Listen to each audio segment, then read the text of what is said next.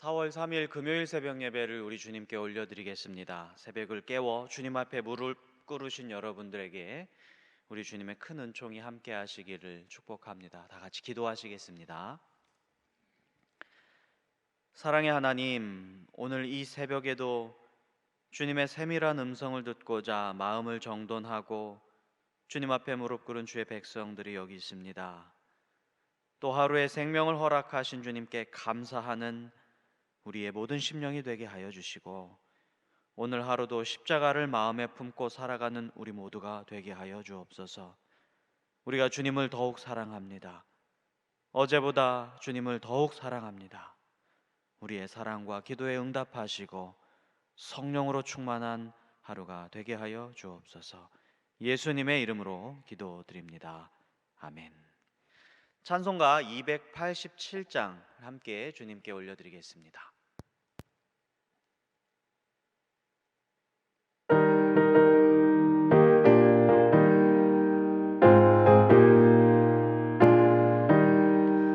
예수 앞에 나오면 죄사함 받으며 주의 품에 안기어 편히 쉬리라.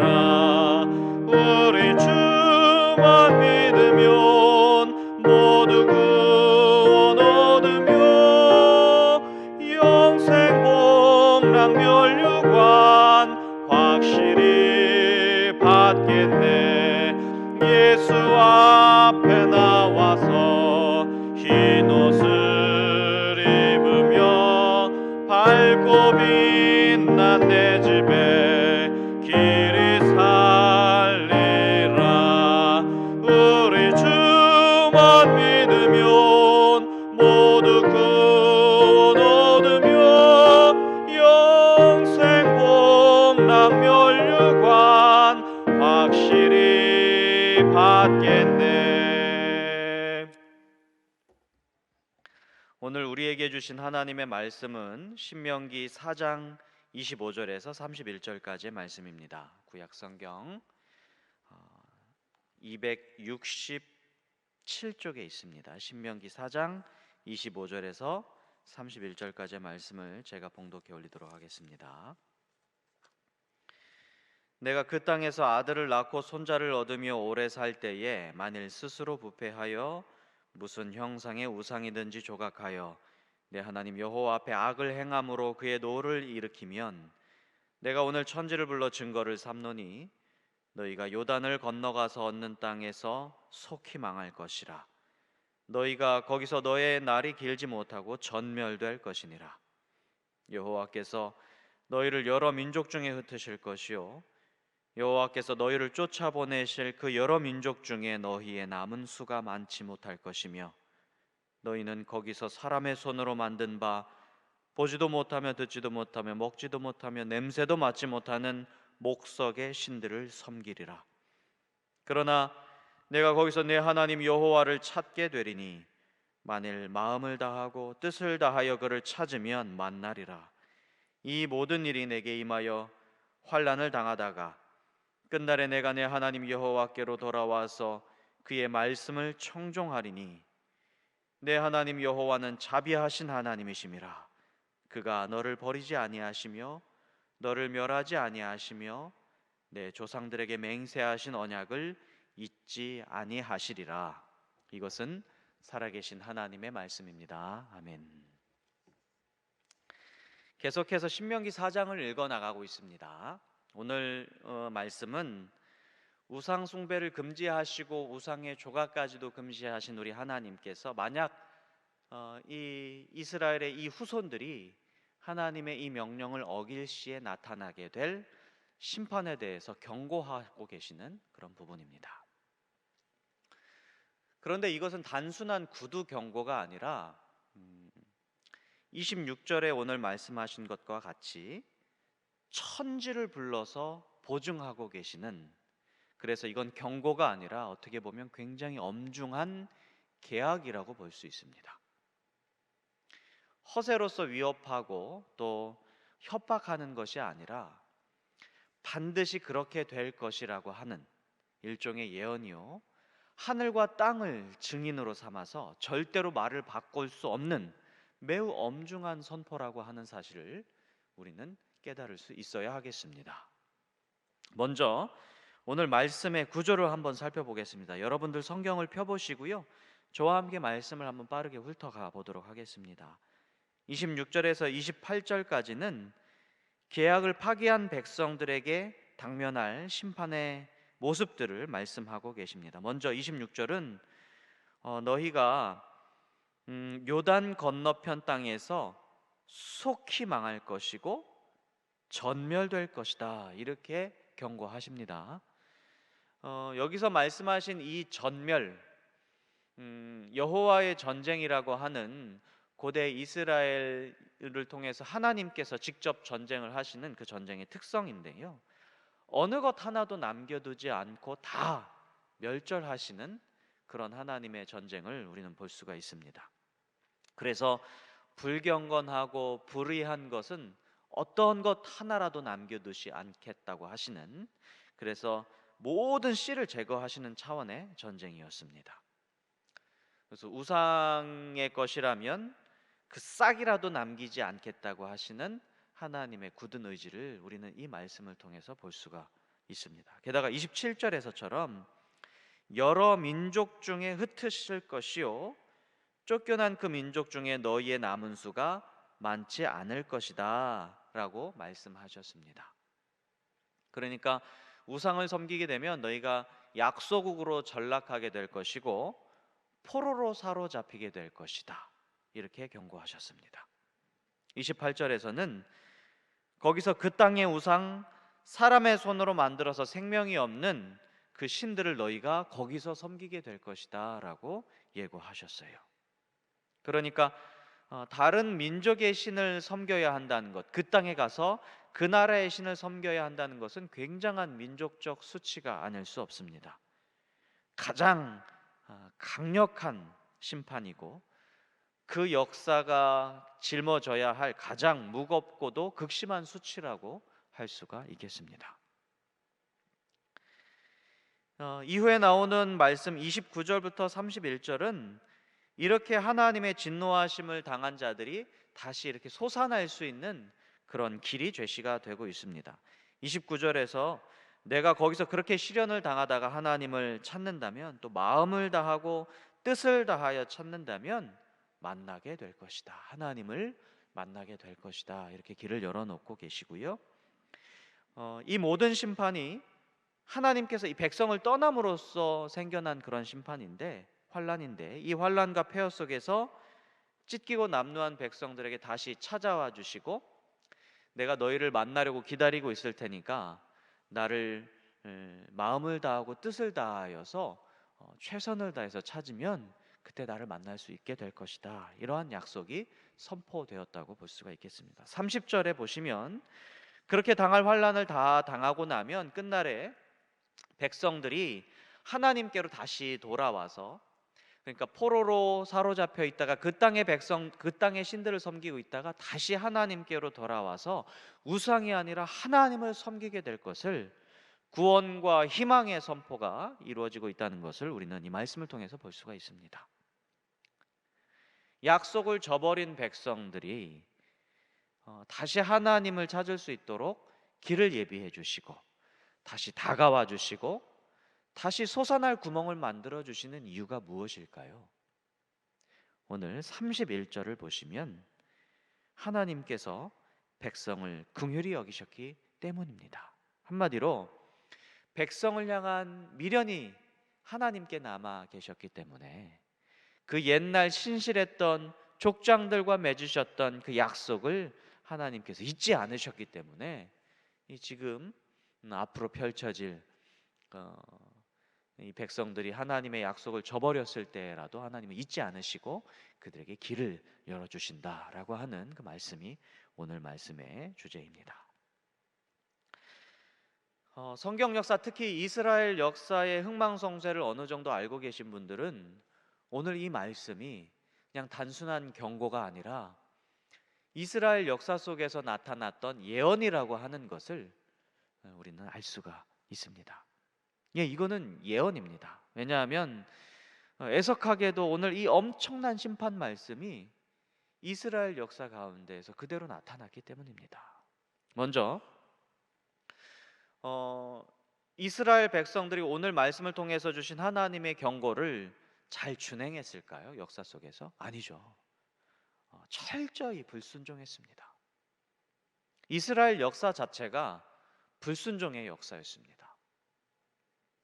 그렇게도 금지하셨던 우상이 때마다 시기마다 왕조마다 이스라엘 땅에 넘쳐 흘러났습니다.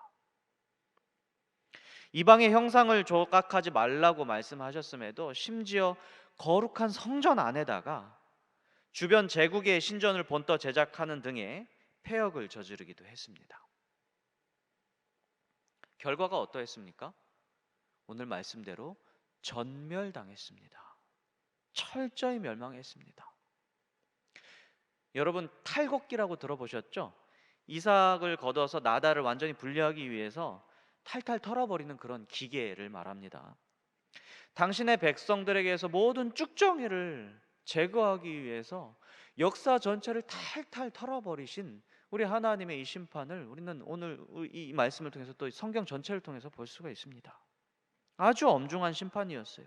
그래서 우리의 삶도, 우리의 삶의 자리도, 우리의 역사도 이처럼 털려버릴 수도 있다는 이런 염려를 가지고 두려운 마음으로 우리는 주님 앞에 서야 한다는 생각이 들기도 합니다.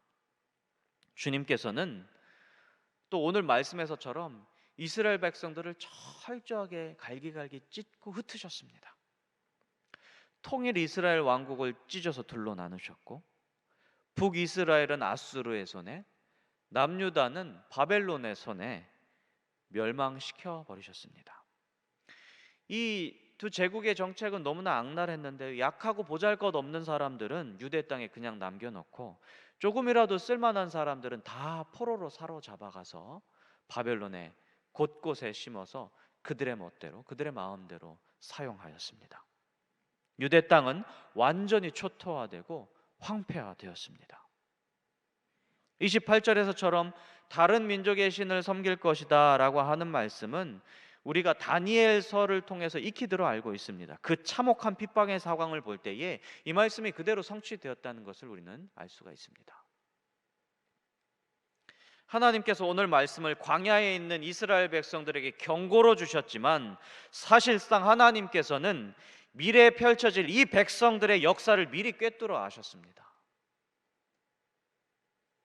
거역할 것을 아셨고 심판당할 것을 아셨습니다. 한번 생각해 보세요. 내가 이 계약을 맺으면 실패가 뻔히 보이는데도 계약의 조건을 들고 약속을 맺는 것은 굉장히 좀 어리석은 것 아니겠습니까? 여러분, 계약을 맺고 계약을 파기하면 위약금을 물거나 처벌을 받게 되잖아요. 그런데 상대 쪽에서 반드시 제가 계약을 파기할 것이다 라고 하는 것을 알면서도 그 계약을 주도하는 것은 정말 나쁘고 악랄하기 그지없는 그런 사람일 것입니다. 그런데요, 하나님이 바로 이러하시지 않습니까? 이 백성이 본디 연약한 백성이고 하나님의 이 언약을 신실하게 준행할 수 없는 족속임을 하나님께서 아셨어요. 그런데도 약속을 주시고 계약 관계를 맺으셨어요. 심판이 예정된 이 백성들에게 미리 멸망의 구덩이를 파놓고 그 구덩이로 유인하는 그런 꼴이 아닌가 하는 의심이 든다 이 말씀입니다. 만약 그러하시다면 우리 하나님 얼마나 불의하신 하나님인가, 이러한 질문이 들기도 합니다. 그런데 여러분, 우리가 4장 1절에서 이러한 말씀을 함께 나누지 않았습니까? 규례와 율법을 지키라, 그리하면 너희가 살리라. 말씀을 주신 이유는 우리를 구덩이로 몰아넣고 그 구덩이에 빠져 죽게 하시기 위함이 아니라 우리를 살리기 위함이었다라고 하는 말씀을 드린 바 있습니다. 하나님은 이스라엘 백성을 심판하기 위해 예정하신 게 아니셨습니다.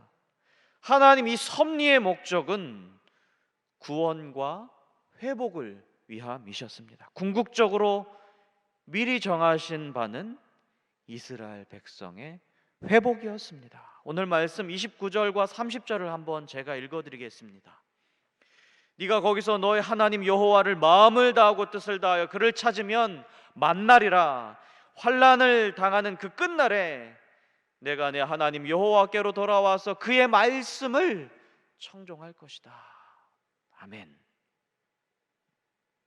하나님께서는 이스라엘 백성들이 결국에는 하나님 앞으로 나와서 회개하고 참회하며 자신의 죄를 뉘우칠 그러한 길을 열어주셨고, 바로 그때 다시 만나주시고 하나님께로 돌아오는 길을 마련해 주셨습니다. 하나님께서 먼저 이 백성을 만나고자 하시는 그런 마음을 먹으셨고, 미리 하나님께서 그 만남의 길에 거기 가 계셨다는 것을 우리는 말씀을 통해서 알 수가 있습니다. 하나님은 거기까지 계획해 놓으신 것입니다.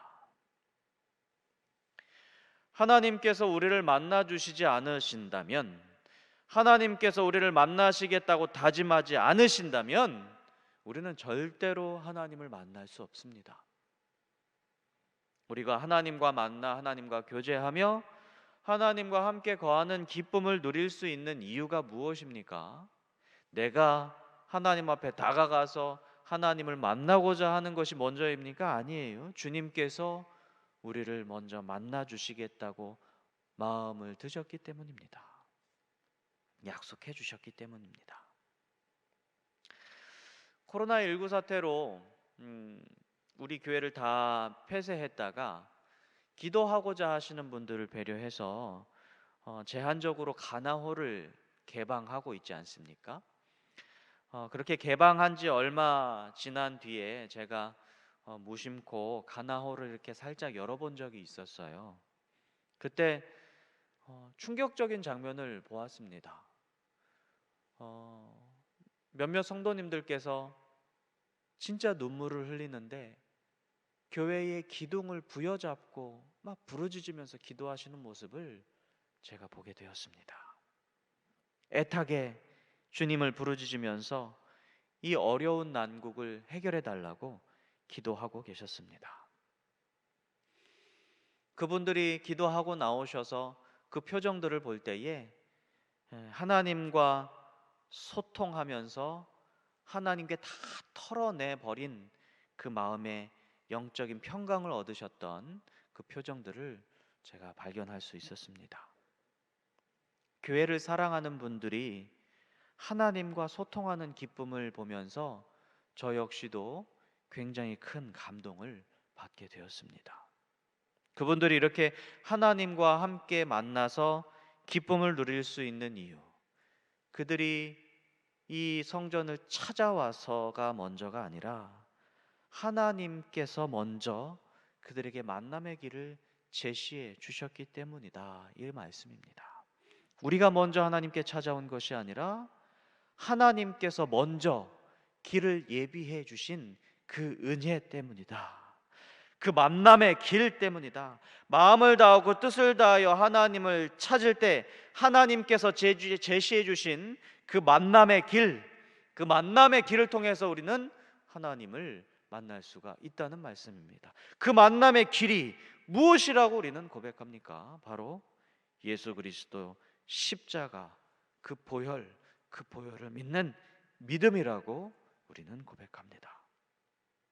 그래서 마지막 날에 우리는 이 보혈의 힘을 의지하여서 하나님 앞으로 나아갈 것이고, 하나님 앞에서 하나님 말씀을 청종하며 그것으로 인해서 기뻐하며 그것으로 인해서 즐거워하며 그 말씀의 다스림을 받는 그 자체만으로 정말로 평강을 누리는 그 천국에 참여하게 될 것입니다. 하나님께서는 여기까지 계획해 놓으셨습니다.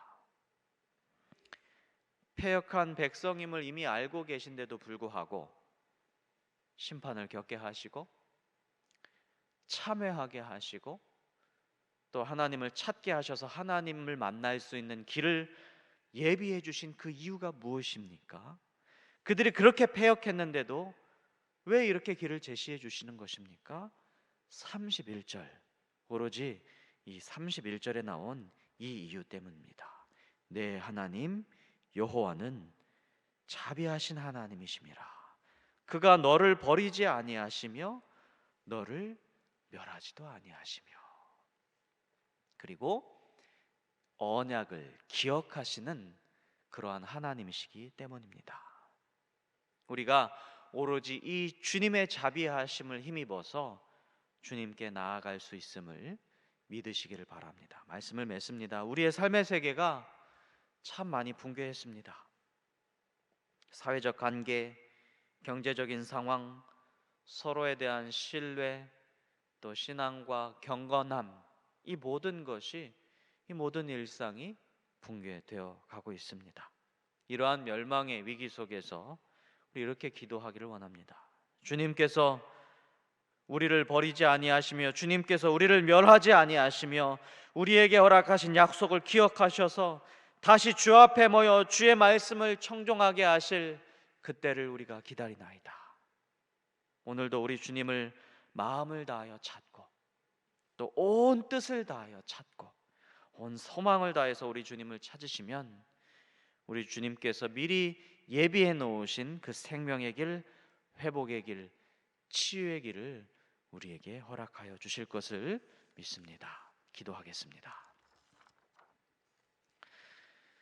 긍휼과 자비가 풍성하신 하나님, 참 감사를 드립니다. 부족한 우리를 자녀 삼아 주시고 죄악으로 죽을 수밖에 없는 미련한 자들임에도 불구하고 구원받을 길을 열어주셔서 주님과 영원한 친교를 누릴 수 있게 하시니 정말로 감사드립니다. 이 모든 것이 우리의 의가 아니요 우리의 신실함도 아님을 압니다. 온전히 주님의 긍휼하시며 주님의 사랑 때문임을 진심을 다해 고백합니다.